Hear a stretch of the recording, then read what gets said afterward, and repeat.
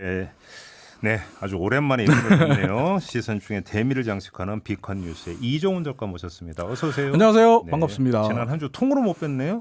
휴가를 즐겼죠. 네, 저희가 선거 판세를 좀 종합 정리하느라고 눈물을 머금고 개인적으로 너무 행복했어요. 왜냐하면 발언 조심하셔야 아니요, 돼요. 저는 쉬고 있었고 그리고 시선 집중에 네. 유튜브 시청자분들이 폭발적으로 늘었더라고요. 네, 그걸 밖에서 바라보는데 얼마나 흐뭇하던지. 혹시 이게 인과관계가 있는 거 아닐까요? 그럴 수도 있습니다. 네, 뭔가 갑자기 두려움이 몰려오지 않습니까? 아니요. 아니. 오, 이상하네. 알겠습니다. 방송 끝나고 가지 마세요. 잠깐 봅시다. 네, 자, 첫 소식 전해주시죠. 네, 오늘은 질문으로 한번 시작해 보겠습니다. 네. 한국은 개인의 자유가 없는 최악의 감시 국가다. 중국에 이어서 세계에서 두 번째로 감시와 고발이 많은 디지털 감시 국가로 개인의 자유를 포기한 지 오래된 국가다. 동의할 수 있습니까? 노스 코리아 얘기하는 거 아니에요? 아니요. 사우스 사우스 코리아. 말 같지도 않은 소리고 있어요. 이 말 같지도 않은 말을 네. 지난 4월 6일 프랑스의 경제 전문지인 레제코가 인터넷판에 올린 독자 투고 기사에 이 말을 올렸습니다. 그래요? 참고로 레제코는 우리나라에서는 인지도가 별로 없는 언론사입니다만 저 생소한데요. 네, 근데 프랑스와 유럽에서는 아주 유명한 경제 신문이에요. 아, 그래요? 모기업이 그 루이비통을 소유하고 있는 명품 전문 회사. 그래요? 네.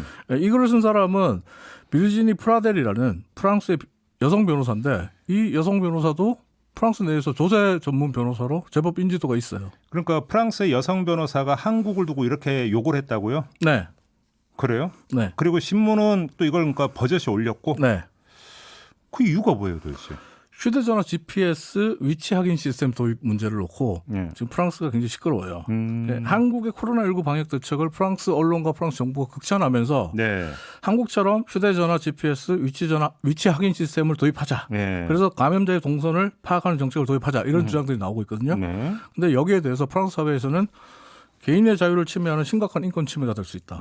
정부의 감시와 통제가 극대화되는 조지 오웰의 빅브라더 사회로 간다. 네. 아니다.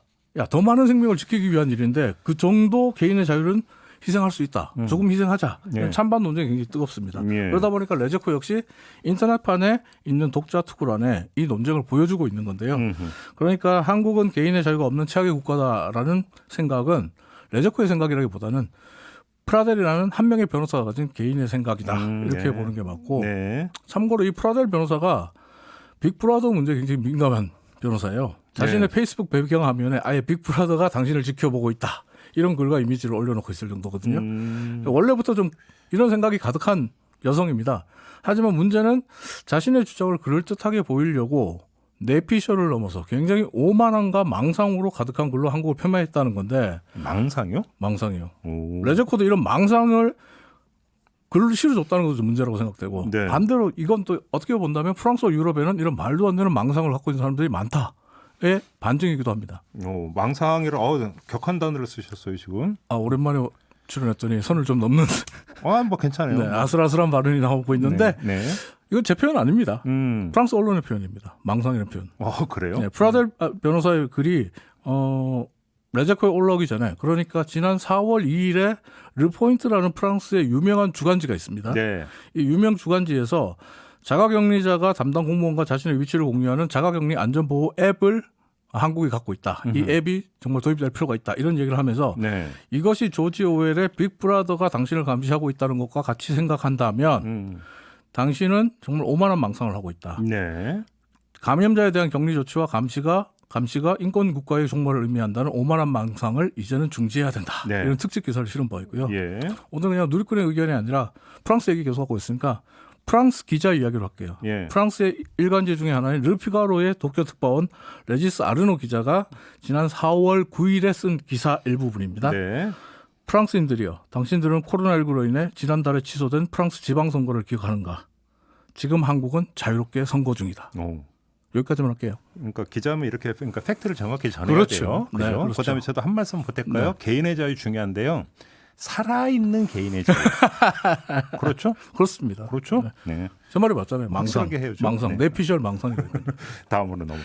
네, 두 번째 소식은 오디오로 먼저 만나보시죠. 다양한 방법으로 사회적 거리 두기에 적극적으로 동참하려는 교회들도 있었습니다. 주차장에 모여서 각자의 차 안에서 라디오로 설교를 듣고 아멘 하고 대답하는 대신 경적을 울리는 교회도 있었고요. 또 교회에 오지 않는 신도들 사진을 예배당 좌석에 붙여놓은 곳도 있었습니다.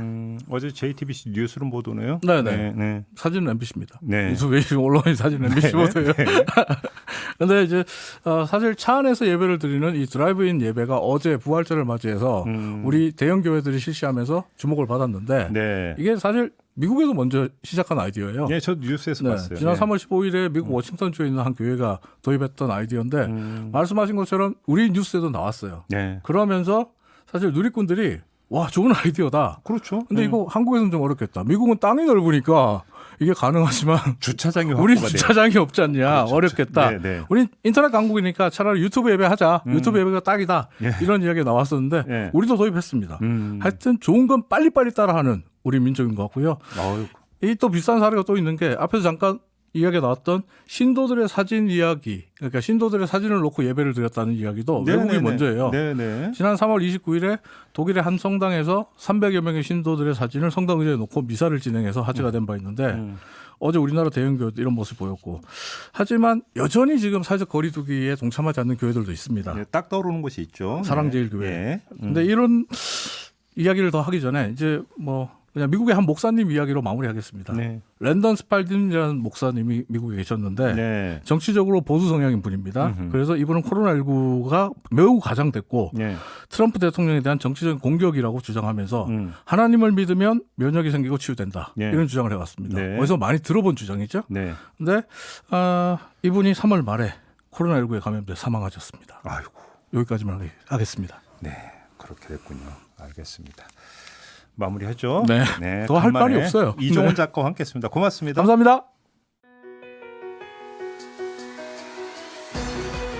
이슈의 핵심을 꿰뚫는 예리한 시선, 믿고 듣는 진품 시사 김종배 시선 집중.